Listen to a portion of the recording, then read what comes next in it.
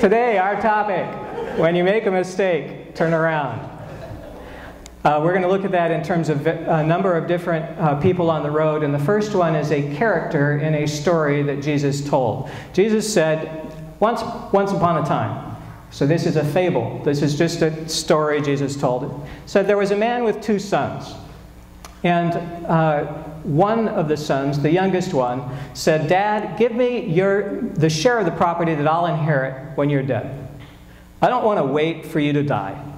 I want the inheritance that will come to me then, and I want it now." Well, in various families, there would be various reactions, including a punch in the nose. But this dad in Jesus' story said, "Okay, I'll divide up my estate, give you everything that will be yours." And the son took it and left. Went to a distant country so the dad never saw him. Spent everything he had, and then a famine came. Text says when he had spent everything, a severe famine took place. He started looking for work, found lousy work, lousy food in the famine. And he finally, the text says, came to himself. There are many people that are doing things that they think they're in their right mind, but they're not themselves yet. They're not their best selves yet.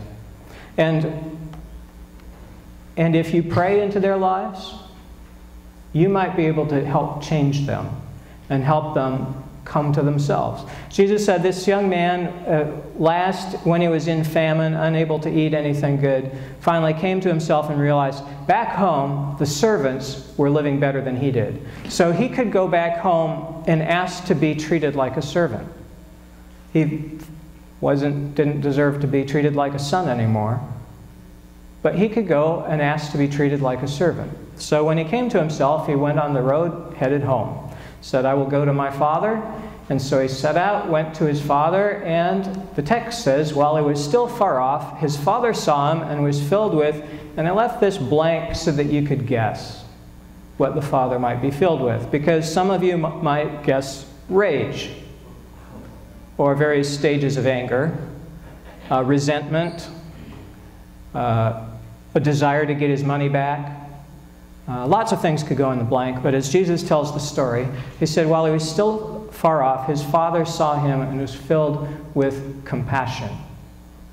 This becomes a story for us of how God views us, the Father standing in for God.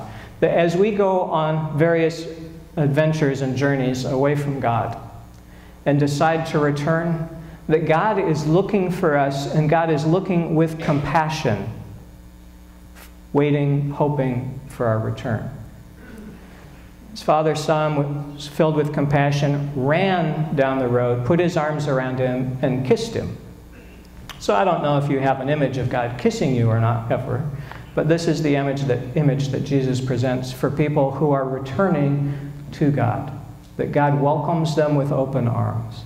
The son has practiced a speech for how he will ask to be treated as one of the servants. He said, "I'm no longer worthy to be called your son." And the dad responds by telling the servants, "Quick, get the best robe and put it on him." And they decide to celebrate because this son has returned. So the dad is overjoyed that the son is back. So as we're looking at a number of people on the road, the first a character in a story that Jesus tells, I'm going to draw out a few lessons from it. And the first lesson is, if you're determined to go the wrong way, God's going to let you. If you say, "I want what's coming to me and I don't want God in my life," and you head off down the road, God will let you go. Now the reality is you can never escape God because God's everywhere. But if you decide that you're going to just turn your back on God, do something that you know maybe is harmful or that you've heard God said is harmful, God will let you do it. It's part of God's mercy for you. God gives you freedom of choice. Second, if you discover you made a mistake, turn around. At any point, you can change your mind. At any point, you can do something different. So if you're in a good place, stay there. But if you realize that you made a mistake, turn around, because, number 3, it's never too late to experience the mercy and the grace that God has for you. You can always experience more, and you can always experience it in full. So we're going to look at a couple more people going down the road. The next two that we're going to look at, Easter. On Easter, two of them were going to a village called Emmaeus. So these were disciples of Jesus, but not in the group of the 12 apostles. They had been with Jesus. They had been with the disciples. And it had been a roller coaster week. A week ago, on the week before, Jesus had come into Jerusalem on a donkey, which was a prophetic sign that a new king was coming into the city. The city already had a king, but the people didn't like that particular king or the government around it, and they started shouting, "Blessed is the king who comes in the name of the Lord." And by Friday, that person that they thought was going to be the new king was dying on a cross. Saturday, the disciples were scattered for the most part. They thought it was over. Unfortunately, for our culture today, the ache of people for this story is so great that there are not dozens, there are hundreds of Hollywood stories that have co-opted this story. So if you see somebody die in a Hollywood movie in this last decade, don't get out your handkerchief, because it's likely they're going to be popping back up within a few, just after the audience has finished crying, because of this story of Jesus. It is a true event that has ripples in our culture far beyond where the rock eventually, or first went into the water.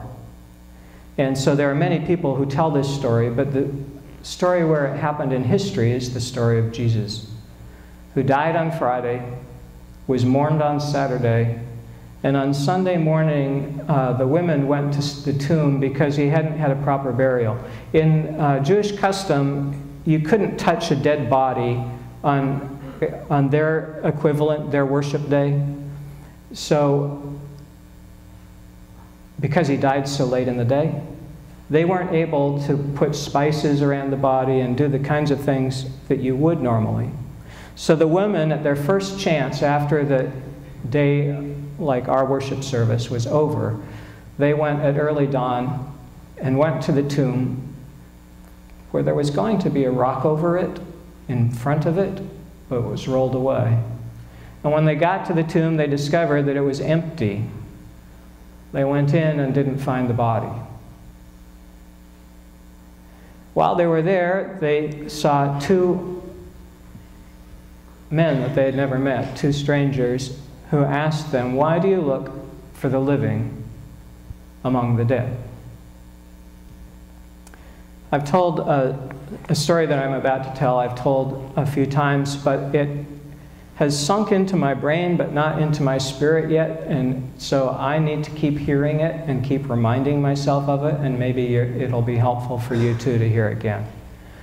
There's a guy at seminary named Joel who arrived the year that I was leaving. My last year, Joel showed up, and Joel was in the group of people that's pretty small. If you have a group of all the people in the world and you narrow it down to the athletes who like other people and help them out, you know, not just athletes who are good at their game, and but athletes who are good at their game and help everyone and have a great sense of humor. Joel lit up the room everywhere anytime he showed up, because he liked everybody in the room. And he was the kind of funny and humorous person that just made you glad that he was there. And this is going to slam thousands of pastors.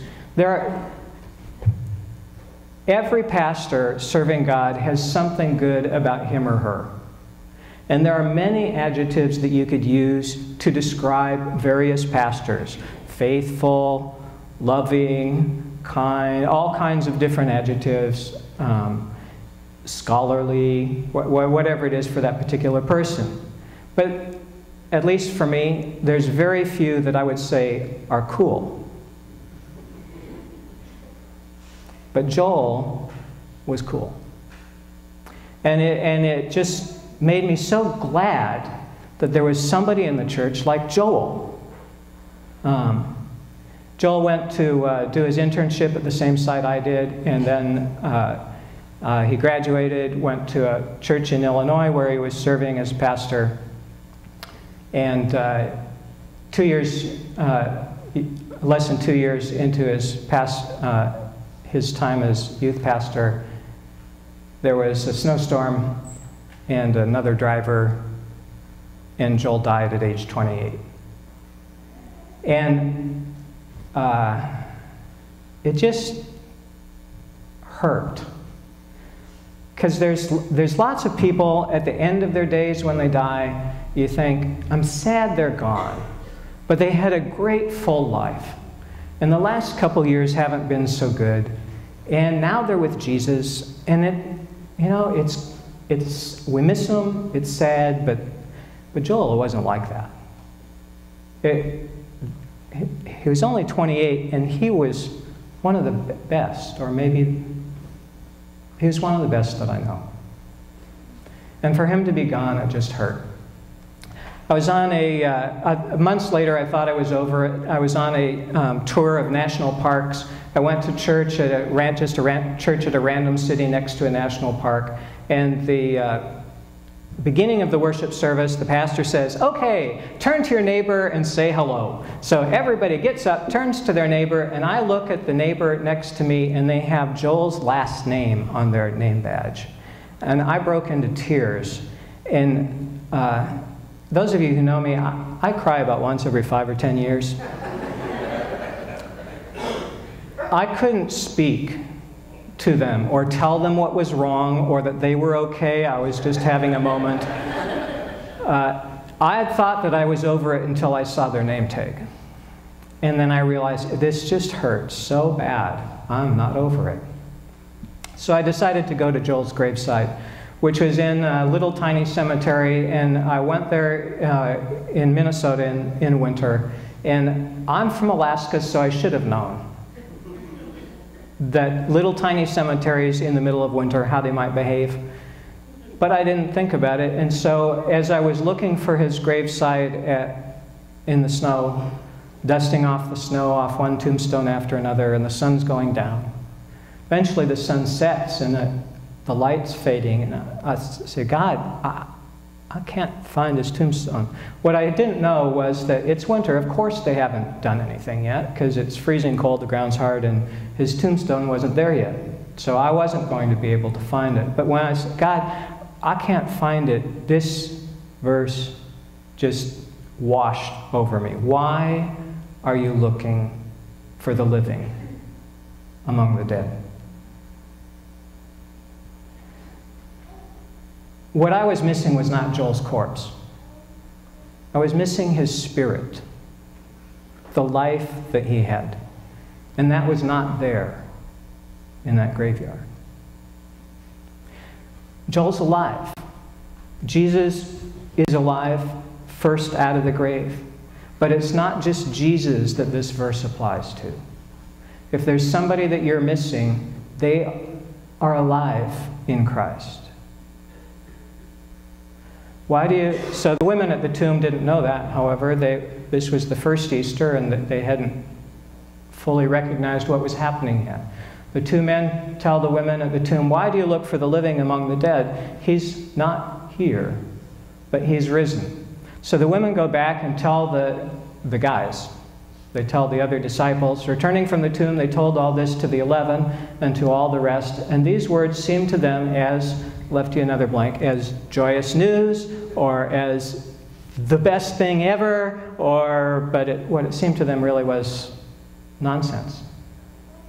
An idle tale. Couldn't be true. So, that day, two guys had been there. They had heard the news. And they left. On that same day, two of them were going to a village called Emmaeus. While they were talking and discussing, Jesus himself came up to them, started walking with them, and said, "What are you discussing with each other while you walk along?" And they stood still, looking sad. You can stare into the face of Jesus and look sad, not recognizing him, not recognizing the situation you're in. There are some people who will hear this message. They'll be at the perfect sweet spot of their business and not recognize it. They'll think things are falling apart. They stood still, looking sad, and they said, "Jesus of Nazareth was a prophet, mighty in deed and in word. We had hoped that he was the one who was to redeem Israel, but he died on a cross, and our hopes are dashed." Moreover, some women of our group astounded us. They told us they'd seen a vision of angels who said that he was alive. Some of those who were with us went to the tomb. They found it just as the women said, empty, but they didn't see him. So now we're walking away. So Jesus started explaining to them all the Old Testament prophecies, all the scriptures that related to him, one after another, explaining them. And because it's nightfall, they encourage Jesus, whom they still haven't recognized, to stay with them because it's going to be too dark to travel. So while they're having a meal, he takes bread and blesses it and breaks it, which is how he asked to be remembered. And in that action, they recognize that they're talking to Jesus himself. And he disappears. So if you have a vision like that, what would you do? It's dark. It's too late to travel. That's why they invited Jesus to stay with them. But when you make a mistake, turn around. They could have stayed where they were, done what was safe, gotten a good night's sleep, and then gone back to Jerusalem the next day. But they did not. They had made a mistake, they turned around, and so they hurried back and returned to Jerusalem that hour, even though it was dark. And because of that, they got to see Jesus again. When he appeared to the 12, they were in the room. Or not 12 anymore, to the 11, minus Thomas, perhaps. When Jesus appeared to the apostles, they were in the room. They would have missed it if they'd have stayed at home waiting for what was safe. So a few lessons from people on the road. Number 4, if you foolishly head the wrong direction, sometimes God will rescue you and turn you around. Don't count on it. But if you're on the road just making a mistake that's not known to you, God will sometimes turn you around. 5, you can talk to Jesus for a long time and still not recognize him. There have been people who have gone to church for a long time and still don't have a relationship with him. They just know about him in their head. They may even know that historically he's one of the most historical characters in all of history in terms of proof of his existence, but still no relationship. You can know him in terms of the data and still not know him as a person, living and alive. Number 6, you can be with the disciples on Easter morning and walk away that afternoon, never having gotten it. And so because things are so closed to our eyes sometimes, it's helpful to ask for God's Spirit to help you to see what is real, so that you don't miss those opportunities that are in front of you that you are not yet recognizing. When you realize you made a mistake, turn around. We're going to very quickly look at one last example of someone on the road. Acts 8, verse 3. Saul was ravaging the church. He knew that Jesus was a fake. He knew that Jesus was destroying the faith of the people of God by getting them to believe some hogwash. So Saul was going around and getting people tortured, essentially, arresting them and sometimes killing them, making sure they died, so that this rumor about Jesus could be stamped out. And as he was going around to different cities to accomplish this purpose, suddenly a light from heaven flashed around him. And he hears a voice that the people with him hear, but they don't see the light. The voice says, "Saul, why do you persecute me?" And his response is, "Who are you?"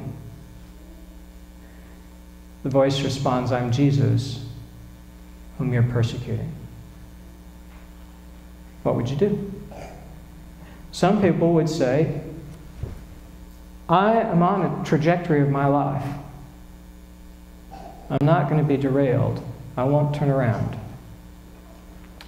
But Saul had 3 days to think about it and became one of the people who wrote much of the New Testament.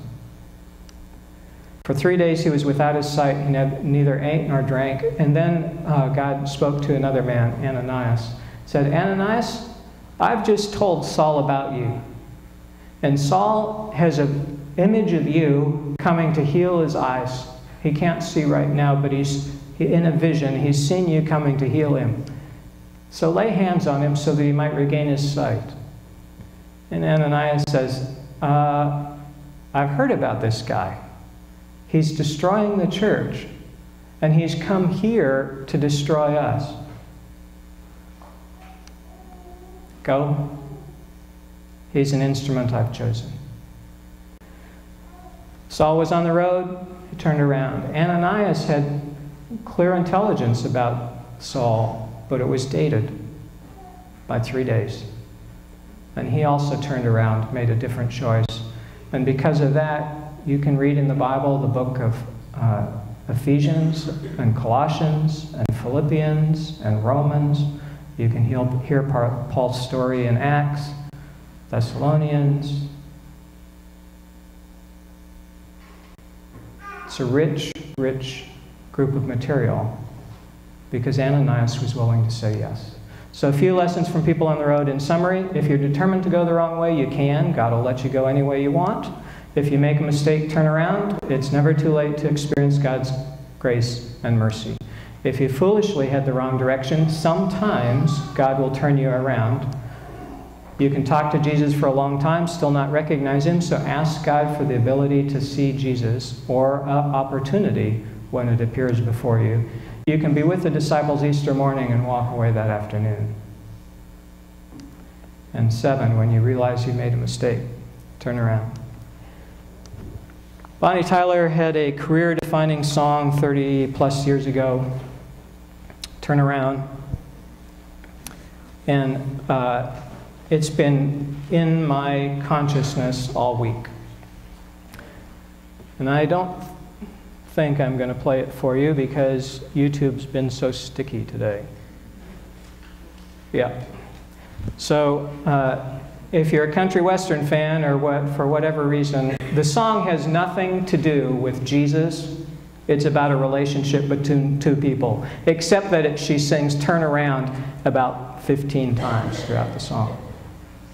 So for some people, this is the day to turn around. Let's pray.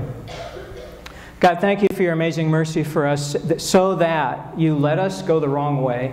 And when we go the wrong way foolishly, you often turn us around and give us the right trajectory and let us know the right place for us to be. For all the people who are confused, God, we ask that you open their eyes to help them to see Jesus, to help them to see your will, to help them to see the way that you want them to be. And for those of us who are on the road but going the wrong direction, quickly, quickly, quickly turn us around. Thank you. Amen.